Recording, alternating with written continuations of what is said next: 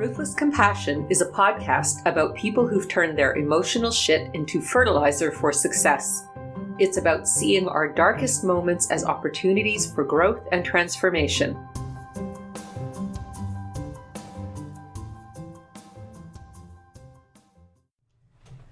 This is part 2 of my interview with Abby Medcalf. Abby Medcalf is a relationship maven, psychologist, author, podcast host, and TEDx speaker who has helped thousands of people think differently so they can create connection, ease, and joy in their relationships, especially the one with yourself. With her unique background in both business and counseling, she brings a fresh, effective perspective to life's struggles using humor and her direct, no-nonsense style. With over 30 years of experience, Abby is a recognized authority and sought-after speaker at organizations such as Google, Apple, AT&T, Kaiser, PG&E, American Airlines, and Chevron. She's been a featured expert on CBS and ABC News and has been a contributor for Huffington Post, Women's Health, and Bustle. She is the author of the #1 Amazon best-selling book, Be Happily Married Even If Your Partner Won't Do a Thing, and she's the host of the top-rated Relationships Made Easy podcast. Her new book and program, Negative Thinking Sucks and Not in a Good Way, will be out soon. You know, I think so much of life just comes, and happiness and contentment comes down to boundaries. Really understanding that, I think the big mistake people have is that our boundaries should stay the same no matter what anyone else is doing. So if someone's really nice to me, I shouldn't collapse my boundary and not have it anymore. And if someone is really rude to me, I shouldn't throw up a wall and cut them off and be done. And that's what people tend to do. We get upset because other people aren't respecting our boundary. We get really upset when they do that.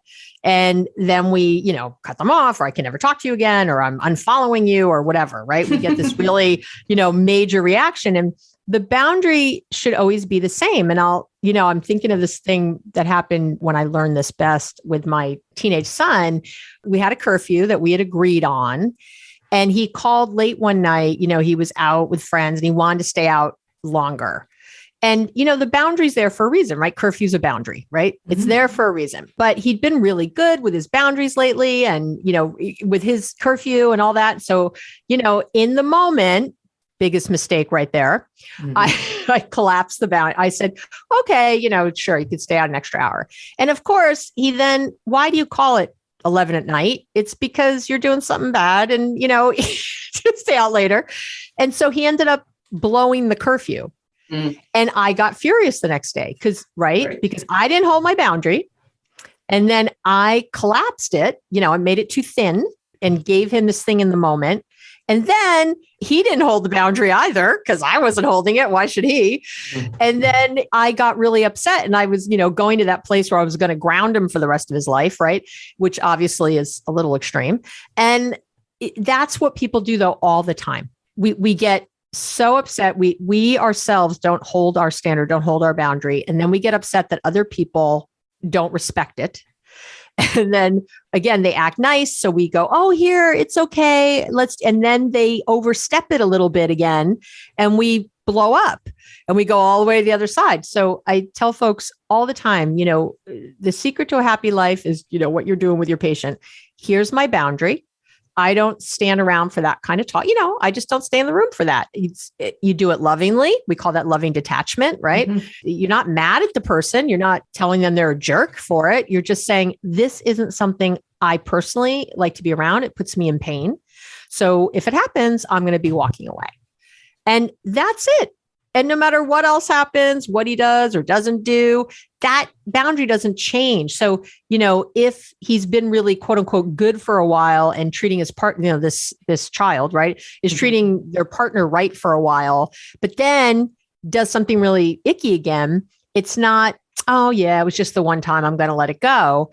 It's like, oh, there it is. Oh, time to get up. Because as we know, if we let the boundary go in the future, it just starts to cascade back to old behavior.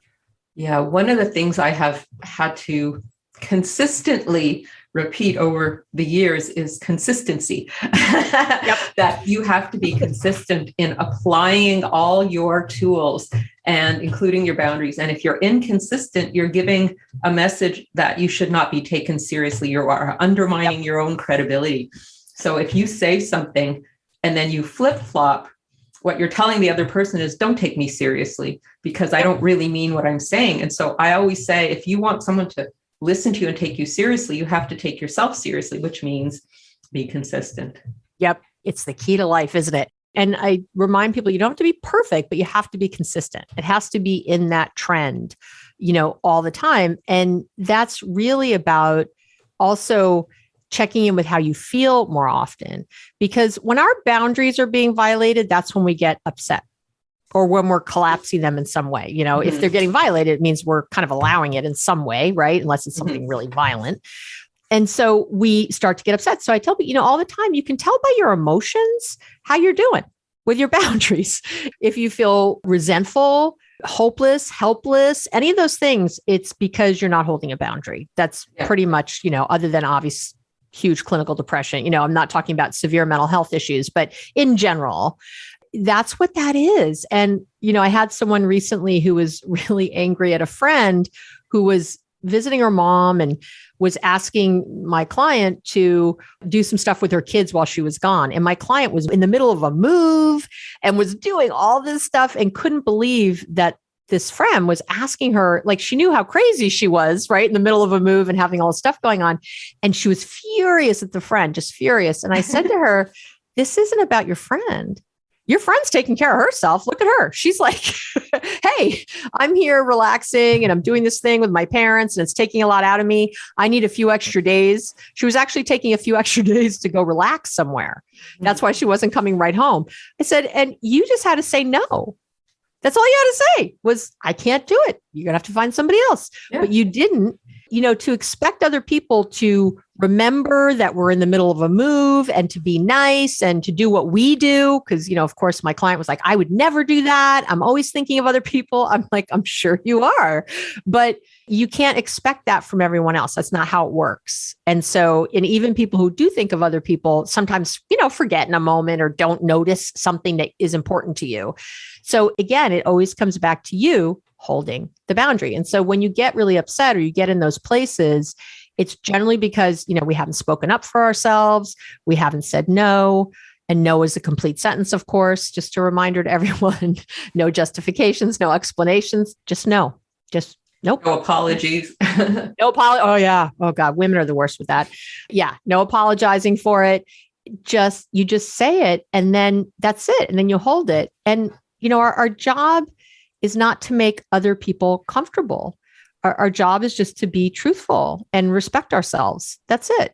And to be as kind as possible. Don't expect you to yell no at somebody, but other people are going to have their reaction. They're going to be uncomfortable. They're going to be upset. They're going to be whatever they are, or they're going to be fine. That, again, you still hold your boundary. We don't change our boundaries depending on what other people do or what other people are reacting with or what they might say, which always reminds me to remind people that, you can't read minds and no one can read yours. I know we think we can. I know what he's going to say, so I'm not going to say it. He should know. He should know. He should know what I want for my birthday. He knew what he meant when he said that. All these things. And it's like, nope. I have a little acronym I always use where I talk about verb. Don't act like a victim. Don't be entitled. Don't read minds, and don't expect anyone to read yours. And don't blame. Because when you're in any of those things, you're in a very unhealthy place, right? If the other person's doing it or if you are, whenever you're involved in any of those four actions, there's not going to be any communication happening. There's just people getting set up in their defensiveness. And so, much like talking to a drunk person who, drunk people sometimes can follow the conversation. You think they're listening, but they really don't remember anything. And it's kind of the same thing when someone is triggered and in one of those things that you're not really speaking to them. You're not really having the conversation. So I just tell folks, try to stop it as soon as you can. Just walk away, come back another day to have that conversation. It's funny, when you were talking about this story with this person who, said yes when they really wanted to say no. Mm-hmm. I think about how people are so frightened to have a confrontation because the other person might not like me. They might get angry at me. They might reject me. So instead, they stuff down their true feelings. They go along with something. And then they get mad. and then they might leak their anger. And so the result is that the other person gets angry at them, maybe leaves them. So that's like they create exactly what they're afraid of. And even if the other person doesn't get angry and doesn't become rejecting, they're so miserable in their own resentment that, it's just not worth it. So I always am telling people to, the worst thing that could possibly happen is if you set a boundary, the other person will show you how completely unreasonable they are and have a big fuss. But then that's information for you. Why would you want to stay in a relationship if you say, sorry, I can't do that, and the other person has an explosion and says, well, I'm not going to be your friend anymore. Who wants to be friends with that person if they're like that? So I say the worst thing that'll happen is you're actually going to find out if this person is reasonable or unreasonable. And if they're reasonable, who needs them? Oh, I love it. That's great. Yep. It's okay to, it's that fear, though, I think, of being, like you said, abandoned or rejected, right? Mm-hmm. It's such a base fear for people. And I also tell folks, again, in any relationship, if you're coming from a fear-based emotion, worry, anxiety, hopelessness, helplessness, concern, anytime we're coming from there, we're not having a real relationship. Again, you can't base any kind of healthy relationship on fear. So if I'm afraid to say something because you'll leave me or because you won't be my friend or because you'll fire me or whatever it is, then you're just living in that fearful state. You're not making good decisions. You're not making healthy ones, right? Your amygdala is lit up in your brain. It's bad stuff coming down the pike. Mm-hmm. And, when you want to really be in your more rational problem-solving brain, you got to turn that other part off. So again, check in with your feelings. Am I feeling anxious about this? Am I feeling worried? Is that even my language? That happens a lot. Well, I'm worried that, but what if? I'm afraid that, I'm concerned, about. It's really letting us know that this person is really coming from fear all the time. And you got to stop and you got to check in and you have to shift that to that compassion, kindness, thoughtfulness, calmness, right? That different energy. That's where the communication is. We don't communicate with thoughts. We communicate really with feelings. That's how we connect, I should say. Mm-hmm. We connect with feelings, not thoughts. And again, those 11 million bits, people are picking up on those feelings anyway. So really to connect with another human, it's really in those feelings we're having. So even if you can be really honest with someone and just say, I'm really afraid to say this. I'm afraid of your reaction, but I need to say it, whatever it is. Or set up the conversation with, is this a good time to talk? There's something I really want to say to you. I was hoping that, you could just listen for a bit. This is really hard for me to say. So I need you to be here with me. And what I always like to do is have people state their intention, which is very disarming for other people. If you say, my intention is that we both walk away from this conversation feeling like it was really beneficial for both of us, that we walk away connected, that we have this conversation in a way where we're both really listening to each other. That's my intention right now. And it really disarms people. It brings them very here and now, very in the moment. And you will find that you can then give the feedback of, I didn't like that, or I don't want to do that, in a much different place, because you have to connect to correct. So if you're not connected and you just try to correct, I don't like when you did this. I don't want you to do that anymore. I need more of this, but there's no connection. It's just not going to happen. And the problem is that when people are getting along, that's sort of the last time they want to bring something up, right? They're thinking, I don't want to rock the boat. I don't want to say this now. But that's exactly when you want to say the thing, because you have a good connection. So this is the perfect time to bring something up. But again, I tell folks it's a lot like, communication on this level is a lot like if you've ever painted a room. Painting seems so much fun when you talk about it. It's like, oh, painting, let's go paint a room. But it sucks because 90% of painting is preparing the room, taping off the corners and covering the furniture and making sure the ground is covered and doing the windows, right? Edging the windows. It's so much work, but then the painting goes really easy. The painting is super quick when you do the work first. And in a conversation, it's the same, when we're going to quote unquote confront someone or we have to talk about something that's difficult. If you prepare well, is this a good time to talk? or can we talk later when I come home from work? I have some stuff I really want to go over with you. It's nothing to be alarmed about, but I really, want your full attention. And then to start that conversation with what our intentions are. I love you so much. This is really hard for me. This is something I need to talk about. I do it with my own partner. I'm like, I'm going to say something. I just need you to listen, and it helps him know what to do. What I'm looking for. I'm not looking for suggestions. I'm not looking for advice, and I'm not looking for you to be defensive. I'm just looking for you to listen and to ask me some questions, right? And to ask questions to elicit more. I tell people a lot, you want to listen like you're wrong. So really go in with, that's the questions. Well, can you tell me more about that? How you're feeling? Can you tell me more about what I did that is creating, what's going on right now? As we really ask for more, as opposed to, well, I didn't do that because of this, or, well, you did this, so that's why I did this, any of that stuff. But to really, listen in that way, it's the gold. It's really where it happens. But prepare to paint your room. When you said that, I was thinking about how, when we are fearful, it's because we don't trust ourselves. So, part of that preparing feels like building that self-confidence that I'm going to be okay no matter what happens. If this person is unreasonable, I'm going to be okay. If they are, cool with it, I'm going to be okay. If we have a disagreement or a misunderstanding, I'm going to be okay until we sort it out one way or the other. Just believing that they are going to be okay. And I think that often what happens is we get into this scared little child mode. Yep. And we forget that we're competent adults who can take care of ourselves. And then it's just like, oh my goodness, right? So if we remind ourselves that, I got this, I'm going to be okay, then we don't have to approach our relationships from this place of fear. We can approach it from a place of confidence, not overconfidence, but I'm going to be okay no matter what happens. I can take care of myself. I will recover from disappointment, hurt, loss, and I can problem solve, and I can make it better if it's not good. I can figure it out, right? Like having all that self-trust, I think, can really change that perspective and enable a person to come from a place of compassion versus anxiety. I love that. I talk just a lot about being the dominant vibration in the room. And I'm sure you've had patients say this. Well, I was in a good mood, and then my partner came home in a bad mood. Then I was in a bad mood, right? Yeah. They absorbed it. Yeah. I always say, make it the opposite.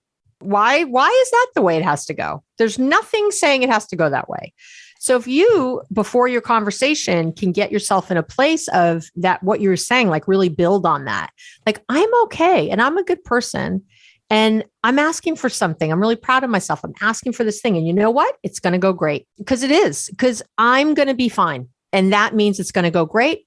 I'm going to be such a good listener in this. I'm going to be really open. I'm going to be appreciative. We're going to get there together. And that's what's going to happen. And like a force of nature, you know what I mean? Like a force of will. And you bring that energy in, again, that 11 million bits, people pick up on it. And if you've ever been to like a concert or a football game or a soccer match or whatever, it's true that you get swept up in the energy around you. That's what happens. And you can be swept up in this wonderful energy. And so when you come in with that sort of confidence and that clarity, again, our partners, our coworkers, whoever it is really picks up on it. And I've done this in work settings. I've done this in meetings where have walked in and said, I was kind of dreading this meeting because I know we have all this stuff to go over. And I know there's a lot of different opinions. And I'm in here saying right now that it's my intention that we all walk away feeling mutually satisfied, that we are going to get there together, and I'm not going to relent until it happens. And I'm telling you, people come on board. They're right there because they want it too. No one wants to walk away miserable. Like, that's not, again, barring any severe mental health issue. People don't want to walk away miserable. They want to walk away happy. They want to walk away feeling that way. And they want to be part of it because most people have a self-concept that says that they're cooperative and kind and funny and whatever. So, when you give them an opportunity to show up that way, they love it, and then I go around and say, well, how are you feeling? Is anybody else feeling that way? I was in the room with 8 guys and they all were like, yes. I thought, well, there you go. So let's not bring that energy in the room. Let's bring something else in the room. We're all smart people. I know we can get there. Let's do that. And then, I went around just asking other people's intention, and it really went incredibly well. It didn't go perfectly. We didn't like come out with the answer I wanted actually, but we did come out all feeling more like a team. That's really the goal. So, think of these things. Think of yourself like you're saying, I'm going to be okay, and really even take it a step up, even lean into it more, like not, well, I'm going to be okay. I'm going to get through it, instead of like, right. It'd be like, hey, I am already okay. So yes, I'm bringing my okay self to this thing. And you know what? I'm a force of nature in other places. Lots of people have success in other areas that we can bring in. When I set myself to a task at work, I do great. I got through school and I had to work my way through school, whatever it is, whatever resource they have, right? Whatever strength they have. It's like, yes, that's that self-efficacy and I can bring it here. So, I don't want people to steal, if you're stealing yourself for the conversation and you're really terrified and you're just like, okay, it's going to be fine. I'm going to be all right. It doesn't translate well, so I love what you're saying. And I feel like it's just like, yeah, let's amp it up even more and bring that to bear. Well, gosh, we've had such an interesting conversation. I was just wondering, what are your, current projects? What are you working on these days? Oh, I'm working on so many fun things. So I'm redoing the whole website, which is really fun. And we're going to make it more of an interactive experience. And we are coming out with this really fun merchandise, believe it or not, soon. And I had this idea for having a t-shirt that said "Under the Influence of Love." Yeah. So it's sort of things like that, a little tongue in cheek. And I'm hopefully going to finish soon a book called "Negative Thinking Sucks and Not in a Good Way." It's all about this little program for getting out of negative thinking. And I have, this like deck of cards I'm doing as a little mini course for people to kind of pull a card every day in their relationship to move through that. So yeah, I'm really excited. And my podcast, Relationships Made Easy, we're in our 4th season. And yeah, really exciting. We're in 132 countries now. It's been blowing up everywhere. And so, it's all about actionable tools to really make your relationships better and research-based. I'm a research junkie. So, working on that, it's been really fun lately, just really exciting, taking questions from, people who are listening. And I have a little Ask Dr. Abby segment and sort of, spinning those back around with some hopefully good thoughts for everybody on how to deal with certain situations. So, and all that's on my website, by the way, the abbymedcalf.com. You can get everything there. So there's quite a bit there. I'm a nut with the putting out information. Cool. One quick question. How do you take care of yourself? How do you set your boundaries and give yourself that time just, for your own personal needs? Yeah, I've become, because I have teenagers home and my part, I've got all the things. And I have been a devotee of waking up early. And I used to always be a night person. I tended bar for years. I mean, I was always a night person. And I really have shifted that because that time in the morning to have plenty of time. And I, wake up and I do my workout and I meditate every single morning. And I have my little, it's not an hour of power, but I have like a half hour of power, and I spend time, really important time in that meditation. I do about 15 minutes of meditation. That's enough. And then I do some writing or whatever, reading, whatever else is right there. The day is all about momentum. And you wake up with the most momentum, as you know, and the most willpower you're going to have for the day. And I want that momentum to be positive. I want to come right out of the gate with that really positive momentum. So when I wake up, I turn off my alarm. My first thought is not, I didn't get enough sleep, because that is not going to make you have a good day. If your day didn't even start and you already don't have enough, you're in trouble. So right away, I'm thinking of turning my brain towards something I appreciate in that moment, even if it's my sheets or my pillow or how warm toasty the room is. I turn my attention to something. I really work on that momentum all day long and keeping it up. I always say, if you have a car on top of a hill and it starts to roll, you don't want to stop it at the bottom. You don't want to run to the bottom. You want to stop it at the top so that there's not so much momentum building. And I really guard that positive momentum all day. I pay a lot of attention to it. And that's really at the key to my self-care. I bet you say a lot of no as well. I do. I say a lot of yes, but I say a lot of no.